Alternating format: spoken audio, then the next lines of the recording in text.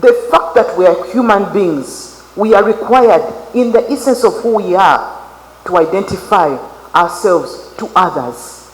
Even a baby. I worked in West Africa. There was a cultural function at 8 days called pull the door, whereby the baby was introduced to the world, named and given an identity. So why NIRA? NIRA is the custodian of everybody's identity and acts for and on behalf, with the consent of the person whose data they are custodian of, to provide identity services to a third party outside who that person is. We all love travel, at least I do. I just want you to show me, but the only person I know who travels without a passport is King Charles. I would love to hear HIPAA's views on biodata on the passport when they are traveling around the world.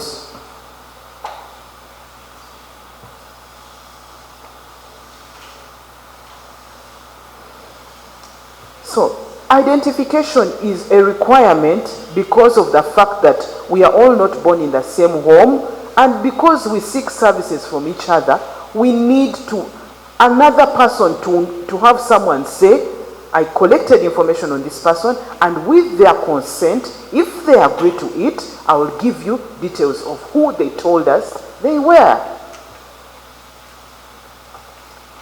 For the record, on our database, we have about 450,000 people with the same 3 names and the same date of birth. I repeat that. We have 450,000 people with the same 3 names and the same date of birth. That's where biometrics comes in.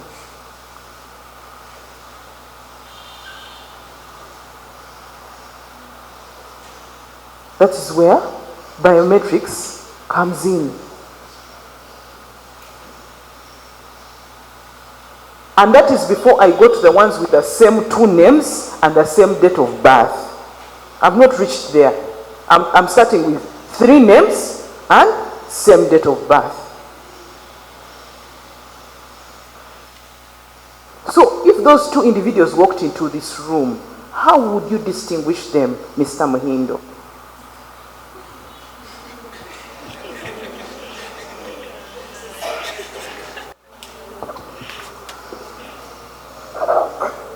I think we can have that discussion much later. Thank you very much. Therefore, I appreciate the role that Law Society is playing in increasing knowledge of all Ugandans on their rights and privileges. I also appreciate the role that civil society is playing in increasing the rights and the knowledge on rights and privileges of all Ugandans. I, however, ask that this information be based on law and facts. We can discuss challenges, failures within the law and facts. And there are many. We do not need to create a colorful story. There are many challenges we have.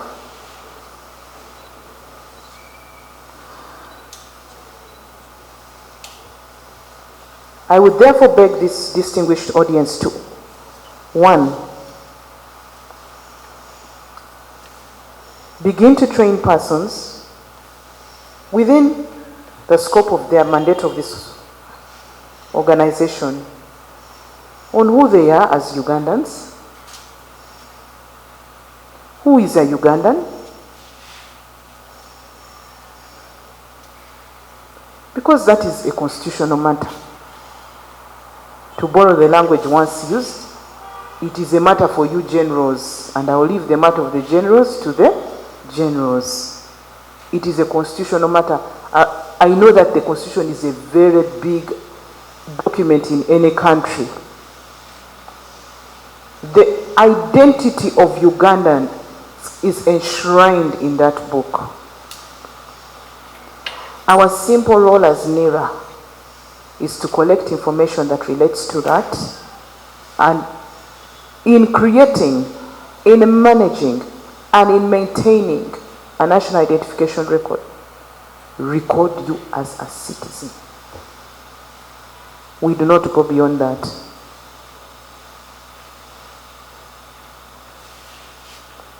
There have been allegations of surveillance. Your phone surveils you more than NIRA. Your Facebook template surveils you more than NIRA. Because surveillance suggests movement, yet our data is static. I do not know your coordinates. I don't know where most of you live. I also wish to add at this point that you can check it if you do wish. Every time your record is accessed on the National Identification Record, the system keeps a record of who did it, when they did it, and a reason why they did it. You can try with your own.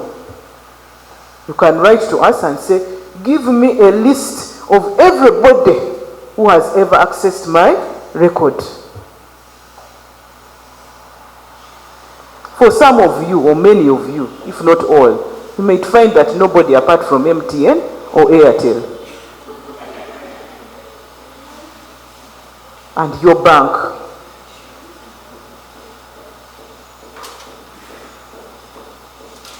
So therefore, I want to have a discussion on aspects we would like to improve. There is no doubt about that.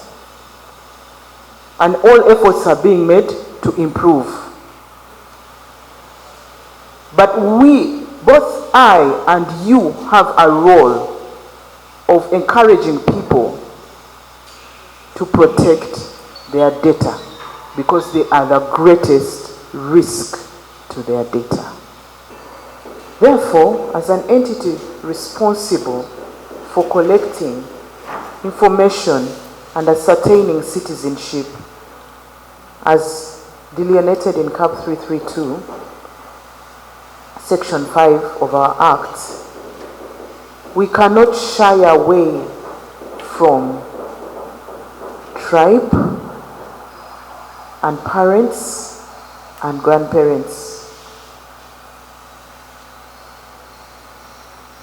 Our right to collect that information is embedded first within Article 10 and second within Section 5 of our Act that requires us to create, manage, and maintain a national identification register. Secondly, to register citizens. Citizens described in Article 10 of the Constitution.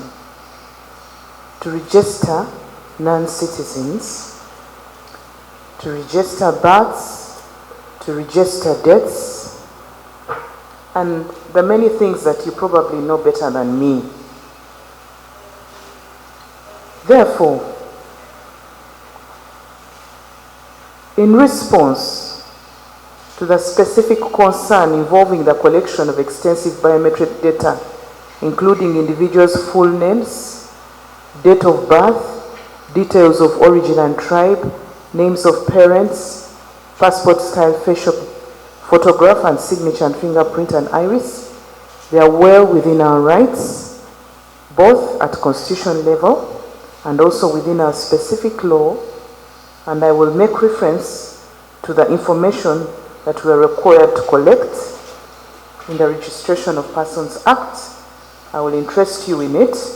Information, they describe it as the data that relates to nationality, age, or marital status of the person, data that relates to the education level or occupation of the person, or data that relates to the financial transaction in which the person has been involved, an identification number, symbol, or other particulars, and identity data.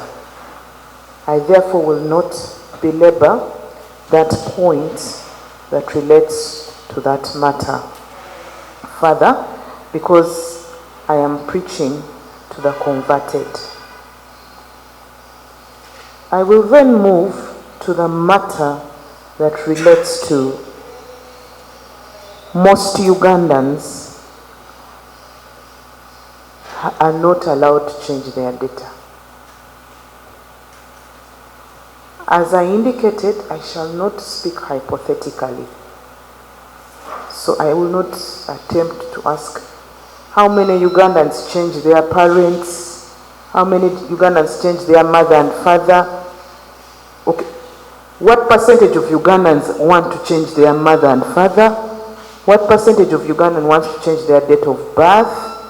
What percentage of Ugandans want to change fundamental information about themselves? I will not debate that. How many in this room want to change their mother and father? Maybe by show of hands.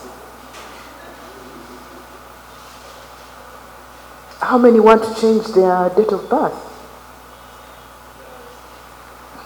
Okay, from the statistic in this room, I seem not to have the most, maybe outside here. I will not belabor that. We do recognize, and the law provides for correction of errors, persons who made mistakes, and gives process for that. But they are also called errors. The law recognizes that it is not normal to change your mother. The law recognizes that it's not normal to change your father, because it's a fact. My DNA makeup is not something that I change at will. The law gives process for change of names. And that process is, I'm in the right place.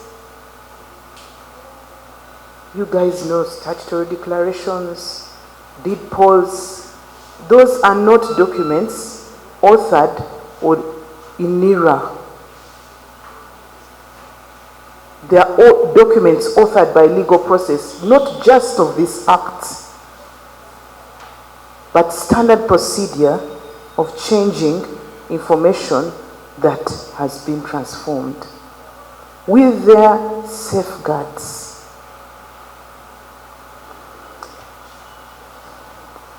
The National Identification Registration Authority was established in 2015. And to date, we have registered and issued NINs to 27.8 million Ugandans. Of those, we've issued IDs to 17 million. NINs are issued to people, to all Ugandans. IDs are issued to persons 16 and above. I will start on the topic of personal data and ask, personal data has within this ecosystem a few players. One, they are the regulators, they are persons with like civil society, there is NIRA, and there is the person to whom the data pertains. And I will ask in honesty, how many of you have left a photocopy of your information somewhere? Just put up your hand, just for discussion. Was NIRA there? So you are the biggest risk to your personal information. And the narrative being built that NIRA is the biggest risk to your information is not factual. For example, to access your personal data, do you encrypt it? No. You willingly go, you apply for a job, they say give us your ID, you make a photocopy, you don't even tell NIRA, you don't even ask us. But for us to share your information, we require fingerprints. That's why when you go to MTN, they ask you to put your fingerprint as acceptance for retrieval. So consent is fundamental, and I emphasize, I repeat for emphasis, consent is fundamental to access of information by third parties. Kanchidde mu Luganda. Okukkiriza kwo okulaba information yo okuva mu NIRA we tutandikira ffe. Kasita tumala ogitwala, the moment we retrieve your information from you, even if your own mother came for it, we ask for your consent. And you can try it. You can try it. You are lawyers. You are into evidence and fact. I'm not speculating. Try it.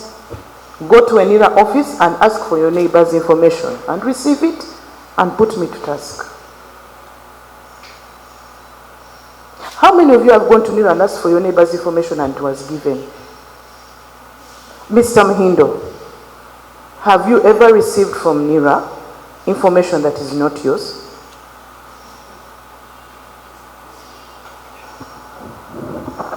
No.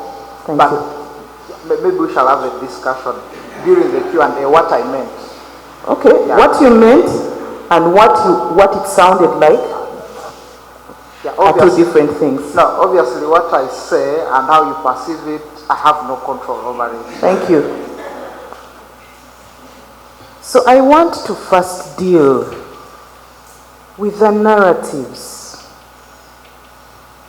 I have severally spoken to civil society and said the effort that you are taking with NIRA needs to be taken with the owners of personal data to highlight to them that they are the highest risk to their data. Back to NIRA now. I'll respond to several issues raised and I will take my seat to allow for a discussion. There was a proposal for decentralization of data. The system we come from, how many of you have seen our kit? The NIRA kit. That is the first data collection point. Is it at NIRA headquarters? If you have been to NIRA, you have also, if you know NIRA, our previous system had servers at every district. So in effect, the aspects of decentralization that are discussed are not altogether not thought about or not taken into account. But it is not commonplace to discuss the architecture of security in a bar or in a place where it's not understood, it doesn't make sense for NIRA to say, by the way, friends, we have a decentralized architecture. Within that architecture, we have API gates and API gateways everywhere. And then we also ask for encryption, algorithm AE256. That is not what we communicate to the public because it doesn't make sense to them. So I think communication, sensitization also is determined by the audience. A message is determined by the audience. So within persons who understand privacy in depth, security in depth, for example, if I asked anyone here, how many of you know defense in depth principle? Put up your hand. Even the legal tech. Okay? How many know fail safely security? The principle of failing safely.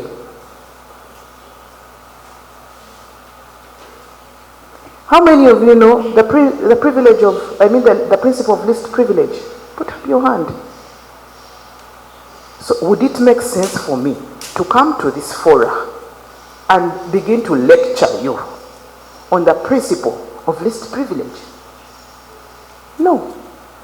So when we go to the public to talk about the public, about their information, we talk about the discussion of protect your data.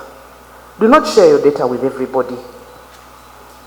But that doesn't mean that we do not apply the principle of least privilege. It does not mean that we do not apply the principle of encryption at rest and encryption in transit.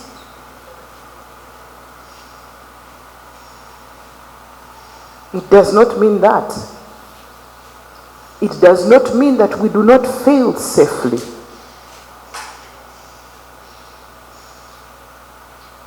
Or it does not mean that we do not minimize the surface attack area, which are all principles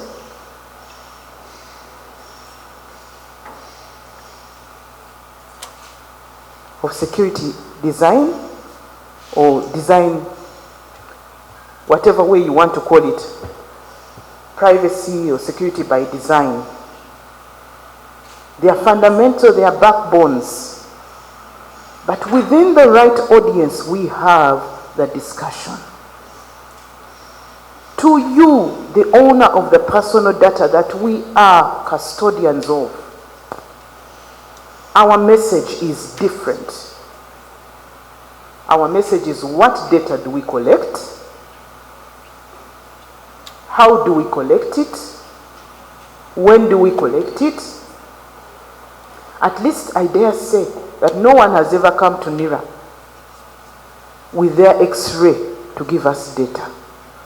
Meaning that there is a certain knowledge of the documents you come with to NIRA.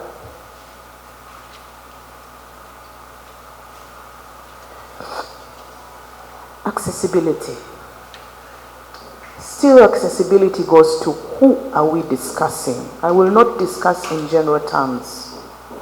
The Data Protection Act clearly articulates who has a right to data, who has a right to access your data, but also, of course, there is the notion of we are not in the whole country. That is true. But as I speak right now, God in His design and grace has allowed that this meeting has happened now. We are all over the country at parish level. Even Mr. Muhindo's HIPAA is not beyond Kampala. If I asked him about the 10,594 parishes, I probably might know more about them as an entity than many in this room or many civil society entities. The concept of data collection, I've told you we have 27.8 million of persons on our register. They have not all come to NIRA office. For many, we have done outreaches and found them in their place of residence. Last week, I was in a place in Kasokoso. I'm sure many of you have not been there. How many of you have been to Kasokoso? Okay, one in this room. How many of you have been to Loro or Namalu? We had an exercise last week when I went there. At the same time, in Loro, in Namalu, in Moroto, in Nabilatuk, I can name areas that I physically visited. I would put you to strict proof for the same.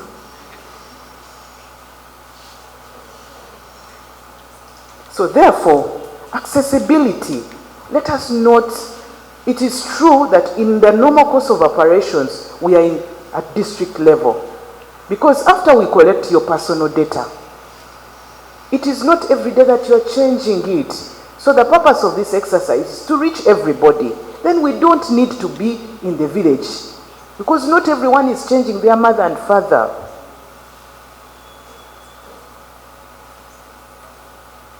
So, I really want to be clear on that. That let us give context to conversation. Because there are people who are misusing data, no doubt. We need to empower people to protect their data. Personal data is not going to be protected only by NIRA, Law Society, civil society. No, the best protector of personal data is the owner of the data.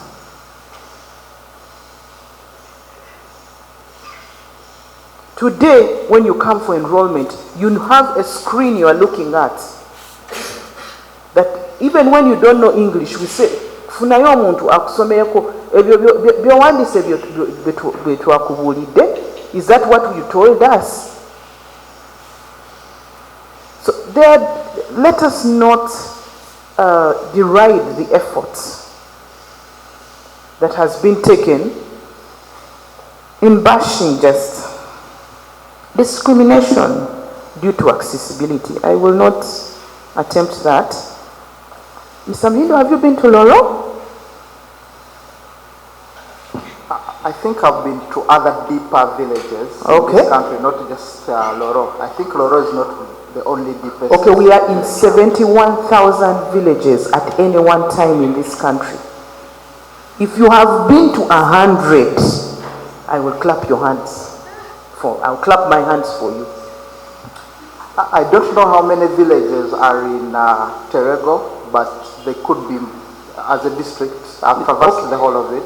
I will give you homework to find out the number that you have been to in Terego. So I will move on from there. But in NIRA, we have held exercises in more districts, I dare say, than people have been to in this room. So in terms of accessibility, we have made effort to reach people where they are. Exactly where they are, even now as I speak. So I will not belabor discrimination due to accessibility. Of course, exclusion falls on the west side immediately. And Ugandans, we do have serious problems that are relating to data. I would rather we focus on those than narratives. Exclusion. Who doesn't have a face? Is there a living human being who doesn't have a face?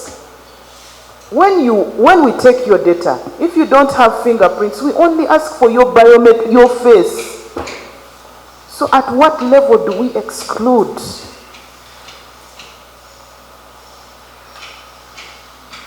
Let us have an honest discussion. When does exclusion happen? If we say, okay, if you don't have a face, if you don't have an fingerprints, let's take your iris. If you don't have an iris, fair enough, let's take your face. Your face. I don't know of a living human being who we don't take their face. Therefore, I don't understand the clause of exclusion that you wish to burden NIRA with.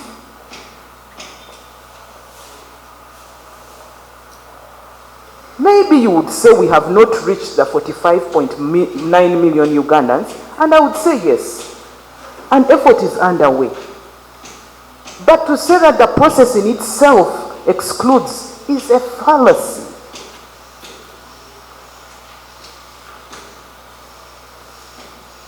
Thank you very much.